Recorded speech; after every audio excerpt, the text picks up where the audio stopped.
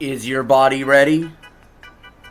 I'm here to make a Reggie Fils-Aime documentary and chew bubblegum, and I'm all out of bubblegum. Let's get into it. Y'all might know who Reggie Fils-Aime is, especially if you enjoyed Nintendo products between 2004 and 2019. He pretty much was in there right around the time that Nintendo was super successful with the DS and the Wii. Actually, more successful than their current Switch if you combine the units. He was definitely a personality that was to be reckoned with, and one of the most recognizable and beloved CEOs, video game entrepreneurs, whatever you want to say, in the entire industry.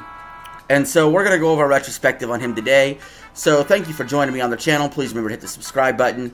Much appreciated. Let's get right into it. Reginald Fils-Aime was born March 25th, 1961 in the Bronx, New York City. Well, we'll pause right there. It's kind of crazy he's that old. It definitely makes me feel old that Reggie is that old. He does not look like a man in his 60s, although I haven't seen him quite recently. His parents had immigrated to the United States from Haiti in the 1950s due to conflicting political views of his grandparents.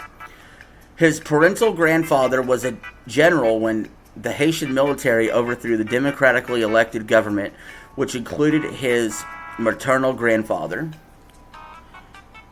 That's kind of fucked up. Reggie's mother worked as a lead sales representative in a fine jewelry store, and his father was a mechanist. Mechanist? That's weird. Doesn't say mechanic on it. Reggie has said that he adopted his optimistic attitude from his mother.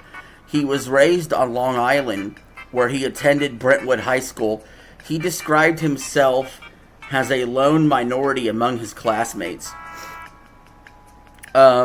He was accepted into Cornell University in 1979 and graduated with a Bachelor of Science in Applied Economics and Management from the College of Agriculture and Life Sciences in 1983.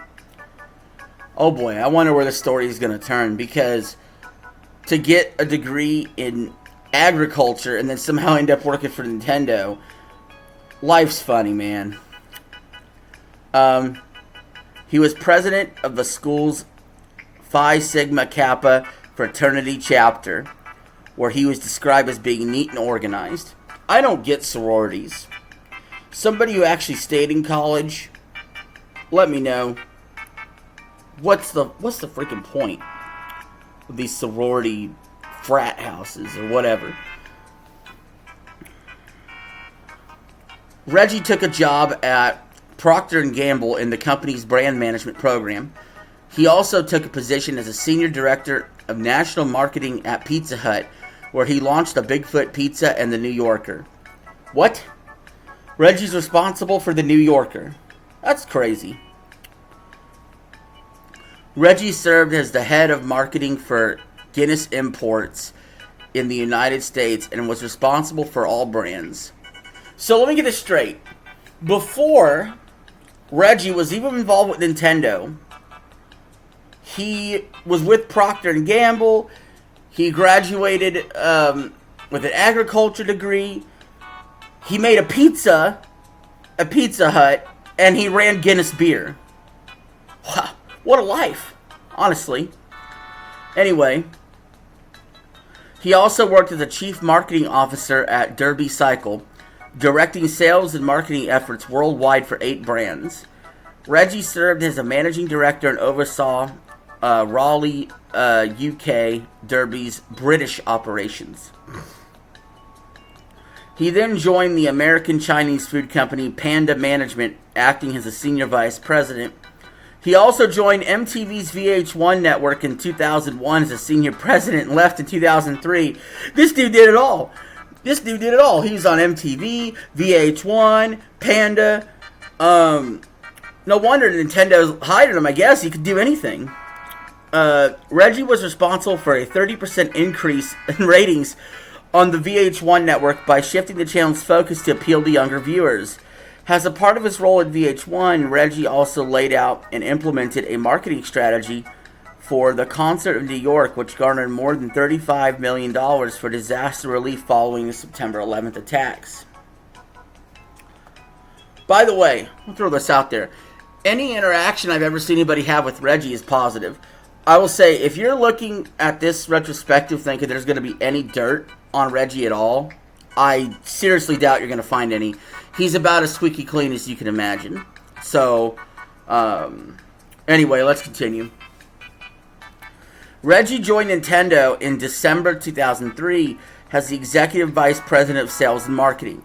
Now, to give you guys a little perspective on what Nintendo was like in 2003. They were in the middle of the GameCube kind of flopping around, actually selling worse than the PS2 by quite a bit, and even worse than the original Xbox. The Nintendo brand was pretty damaged on console. Now, their handhelds were doing fine. The Game Boy Advance was doing fine. The GameCube really wasn't. The GameCube was seen at the time as a system that was weird, that had the little mini discs, and a lot of gamers were saying that's the kiddie machine, even though it had a lot of hardcore games on it, even though it had third-party support, and even though I always thought it was freaking awesome, it took people like 20 years to realize how awesome the GameCube was.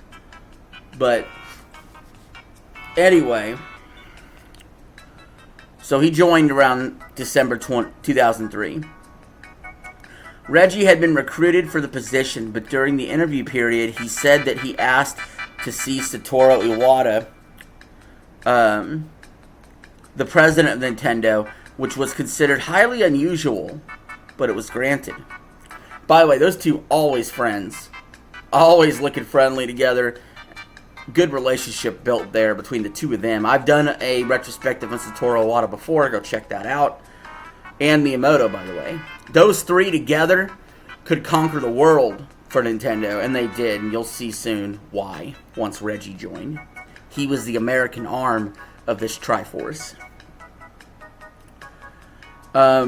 His conversation with Iwata went far longer than planned, and it helped to establish a friendly relationship Reggie had with Iwata for more than a decade, which, according to Reggie, helped with open communications and understanding to help Nintendo improve overall as a business. Because of this, Reggie has called Iwata his mentor, as well as a dear friend throughout his time in Nintendo. Reggie was initially responsible for all sales and marketing activities for Nintendo in the United States, Canada, and Latin America. On May 25th, 2006, Reggie became the President and Chief Operating Officer of Nintendo of America after former President Kashimi was moved to his new role as Chairman of the Board of Chief Executive Officer. Reggie was the first American to hold this position. Do you guys realize how hard it is for an American, even on the American side of the marketing, to hold such a high position at Nintendo? It's completely unheard of. Like, this guy's a unicorn.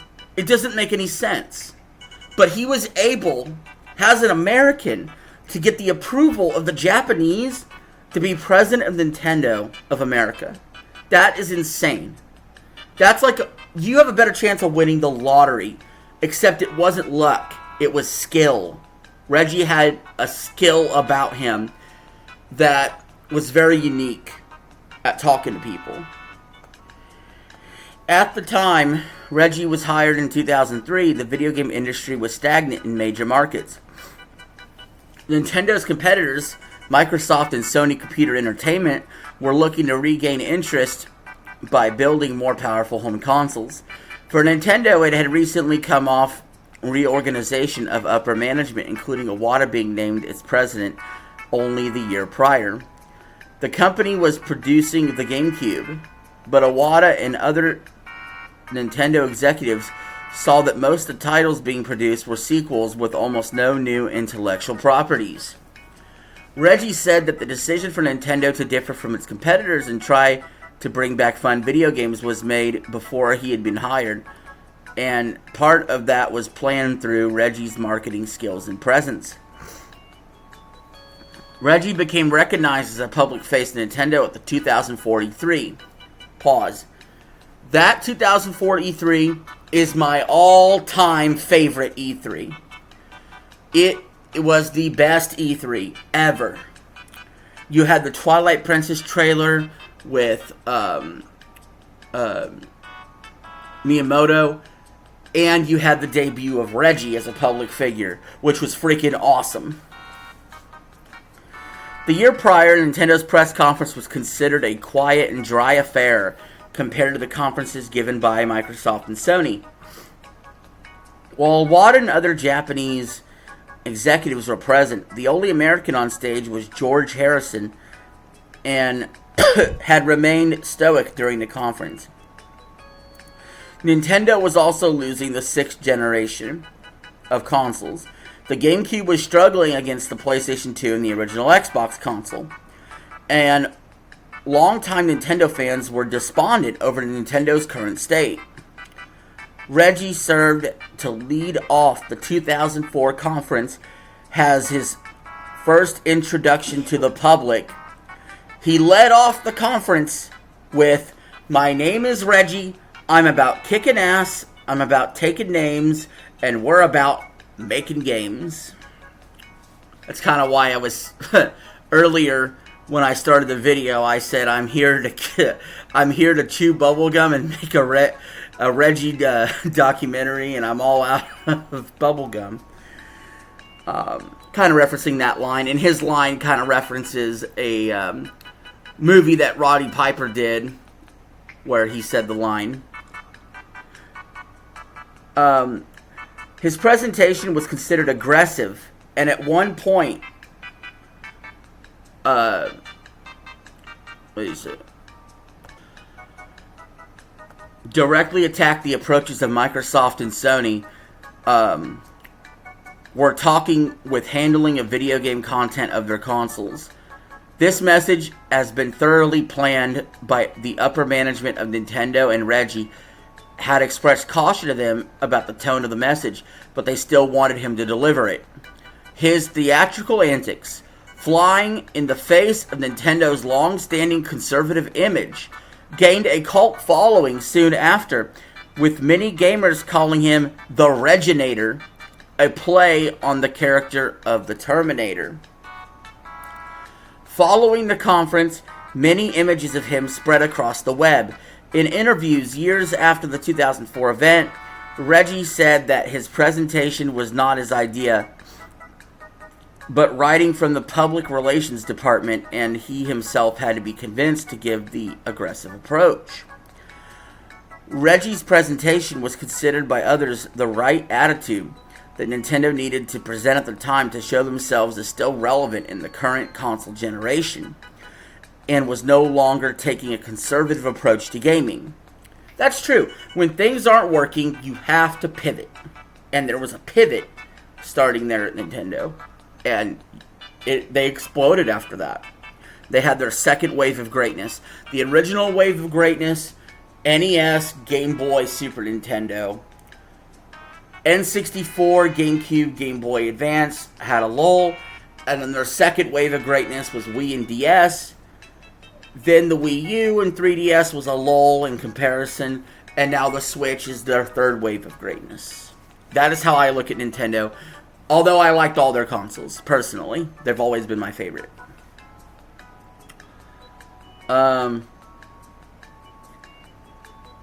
Reggie is considered to be responsible for revamping Nintendo's public relations in North America, leading many fans and members of the press to dub his arrival the Reginator after Revolution, the code name for the Wii. He had not only considered the constantly changing challenges of marketing to youth, but as well as continuing to address the older video game players, who were still a key market for Nintendo. He further believed that addressing all demographics would be like a rising tide for the industry, with Nintendo positioned to capture the best. While still in sales, Reggie rewrote how Nintendo worked with vendors. Instead of having Nintendo try to seek vendors' favor and better in-store place by assuring Nintendo can meet demand, he created agreements where vendors would only get Nintendo stock in stores that vendors ordered high volumes of their product. He strong-armed them. This served to help with the success and the popularity of the Nintendo DS. He has attributed the success of the Wii to a marketing strategy laid out by Clayton Christensen. So, I mean, he strong-armed these vendors, and, you know, he knew that they needed him more than he needed them. And it worked out. It absolutely did. First, how you satisfy the core while still expanding appeal. And second, how do you leverage your strengths against entirely untapped audiences to the so-called blue oceans in popular marketing speak? Provide a new product that actually underperforms on an established industry metric for progress, and substitute an alternative that typically is smaller, less expensive, and easier to use. Initially, the core of any industry will scoff, but the product is right. Enough new users will be attracted to form an alternative definition of progress. Excellent strategy for the Wii. It obviously worked. On July 11, 2007, while introducing the Wii Balance Board, Reggie walked onto the stage and stated, "My body is ready." I also made a pun about this when I started this retrospective, because I said, this retrospective is ready. The ones who know, know.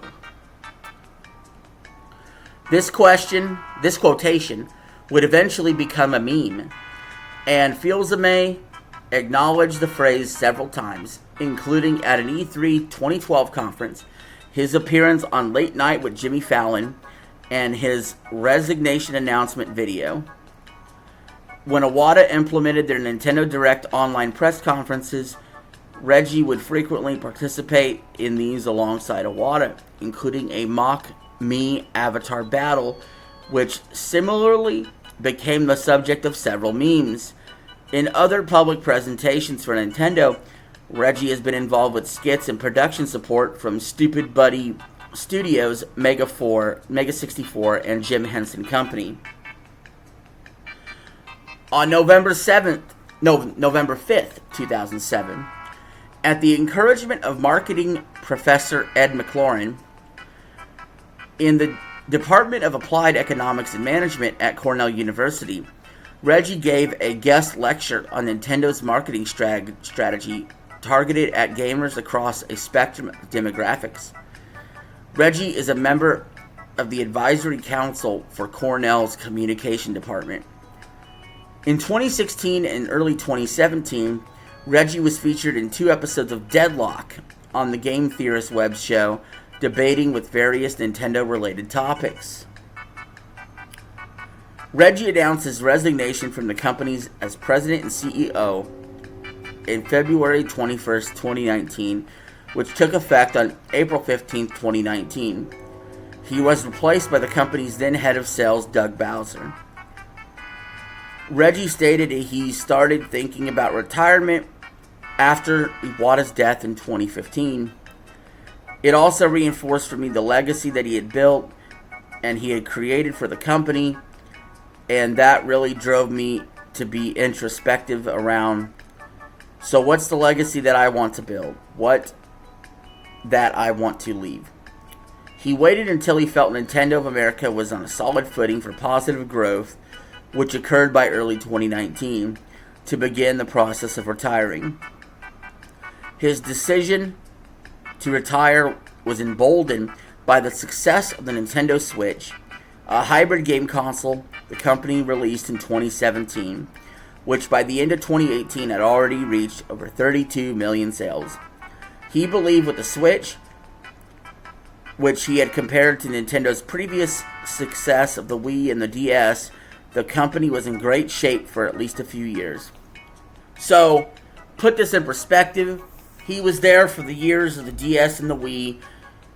huge success. Combined 254 million units sold between the DS and the Wii, or like 260, something like that. Then the Wii U and the 3DS happened. The 3DS only gets half the sales of the DS. The Wii U, we famously know, completely flopped from a sales point of view. And it didn't sit right with Reggie. So even though he wanted to retire in 2015, and Iwata had passed away, he wanted to finish the work. He wanted to make sure Nintendo was in a good position. And he did. Before he retired, the Switch came out, and then by 2019, Nintendo had righted the ship. Although even he would probably be surprised how awesome the Switch has done on sales even since 2019. And we're still to this day waiting for the successor. Meanwhile, this console will probably go down as the highest selling console of all time in just a matter of a year or so. So huge success for Reggie to get that off the ground. After leaving Nintendo, Reggie created his own Twitter account under the name @Reggie and made his first tweet saying, "Hi, Twitter community." Reggie announced that he had been brought on as the first leader in residence at Cornell University's Charles H. Dyson School of Applied Economics and Management starting in October 2019. Reggie had already been on the advisory board for Dyson as well as for Cornell's Department of Communications prior to this appointment, and was approached by Cornell shortly after his retirement announcement about the opportunity. In addition, Reggie joined the board of directors for the New York Video Game Critics Circle and became a managing partner in Brentwood's Growth Partners, an equity firm based in Kirkland, Washington. Through his positions at Cornell and through the New York Video Game Critics Circle, he wants to provide mentorship opportunities for youth and young adults, has to encourage them to grow and become leaders across a range of many different disciplines as possible. Though the residence program, he plans to present his 7 principles for next generation leaders that he had learned over his career, and will work with them in the New York Video Game Critics Circle to help younger students in programs like Dream Yard Academy at William Howard Taft High School to show games has the medium to teach critical thinking, to teach writing skills. Reggie stated that these also help him give back to both the community he was raised in and to his alma mater. Reggie had participated in the Game Awards since its creation in 2015. Presented at the Game Awards 2019, GameStop named Reggie along 2 others onto the board of directors in March 2020, replacing several directors that were leaving as part of the company's efforts to turn the company's profitability around. Even Reggie could not save GameStop. He and several of GameStop's board members were slated to resign around June 2021 based on SEC filings. He was also named to Spin Master's board of directors in May 2020. After the COVID-19, I don't even like to say that word on a YouTube video, began, Reggie announced that he and video game journalist Harold Goldberg would start a podcast, Talking Games with Reggie and Harold. In conjunction with the New York Video Game Critics Circle, the podcast aimed to raise charitable funds for a nonprofit group to help mentor lower income and underserved students in New York City impacted by the thing that all happened in 2020. Reggie was added to the board of directors at Brunswick Corporation on October 27th, 2020, and later authored a book titled Disrupting the Game: From the Bronx to the Top of Nintendo, released in April 2022. I want to read that fucking book. That book sounds interesting. Especially after going through Reggie's entire life. Reading that book, get even more insight, would be entertaining as hell. So yeah, I'm thinking about getting that book. Reggie has been recognized for his marketing expertise in the advertising industry, including receiving a Clio Award, 2 Gold Elite Awards, an Association of Independent Commercial Producers Award for advertising excellence. You know, if he's such an advertising genius, though, the Wii U should have been better than it was. That's his one stain on his career, let's be honest.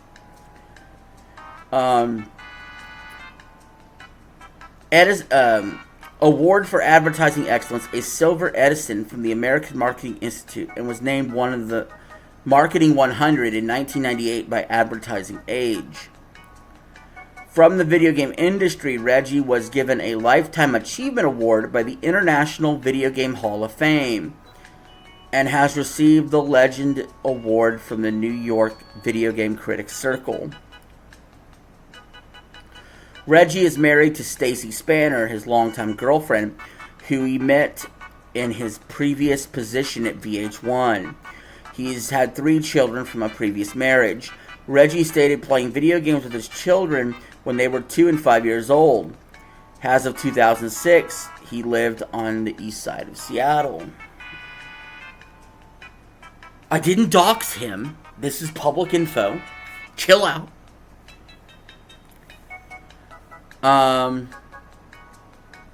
And I think that about does it, actually. Yeah. Okay. So what do you guys think? Reggie Fils-Aime. Just give me your thoughts in the comments. What do you remember about Reggie? Do you remember him how I do, which is that 2004 E3 when he said he's here to kick ass and take names and Nintendo's about making games? Do you remember when he stepped on the Wii balance board and he said, "My body is ready"? Do you just remember him as a successful Nintendo president? Or what about all those E3 skits he was in with the Wada? Nintendo surely misses him, and they need a personality like him again, I feel. Even though Nintendo is doing just fine without these over-the-top personalities, because they're crushing it with the Switch, obviously. That goes without saying. So anyway, guys, thank you for watching this retrospective.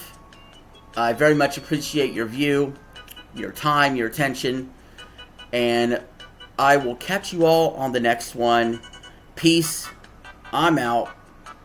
Have a good one.